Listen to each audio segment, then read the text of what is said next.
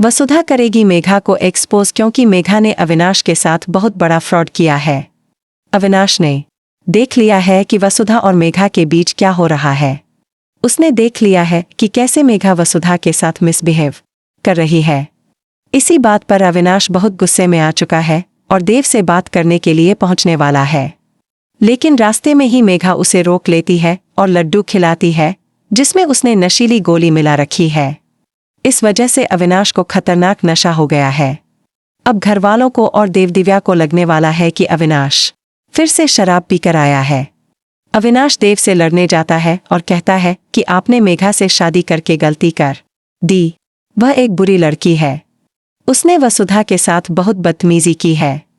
मैंने खुद देखा है कि वह वसुधा से ठीक से बात नहीं कर रही थी। उसने उसे धक्का भी दिया था, लेकिन उसकी बातों पर कोई विश्वास नहीं कर रहा क्योंकि वह बहुत नशे में है। नशे में होने की वजह से कोई भी उसकी बातों को गंभीरता से नहीं ले रहा, यहाँ तक कि देव भी नहीं। तभी उसकी पत्नी दिव्या आ जाती है और उसे संभालती है, लेकिन अविनाश उसे भी झटक देता है जिससे दिव्या गिर जाती है। दिव्या को गिरते देख देव गुस्से में आकर अविनाश को थप्पड़ मार देता है। इसके बाद देव स्थिति को शांत करते हुए दिव्या से कहता है कि अविनाश को कमरे में ले जाओ, कहीं मासा को पता न चल जाए। लेकिन मासा का नाम सुनते ही अविनाश और ज्यादा गुस्से में आ जाता है और देव से कहने लगता है कि मासा हमेशा अपने बेटों के साथ बुरा क्यों करती है। पहले मुझे करिश्मा के साथ फंसाना चाहती थी और अब आपको मेघा के साथ। आपको नहीं लगता कि आप वसुधा के बारे में सोच ही नहीं रहे।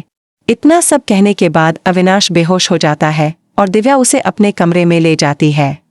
लेकिन मेघा द्वारा लड्डू में नशा मिलाकर किया गया यह सारा कर्मकांड वसुधा चुपचाप देख रही होती है।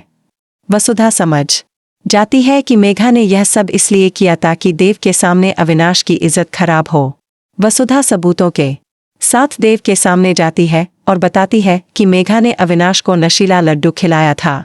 अविनाश ने कोई शराब नहीं पी थी, नशा करके नहीं आया था। अब सवाल यह है कि क्या देव वसुधा की इस बात पर विश्वास करेगा या नहीं। देखना दिलचस्प होगा।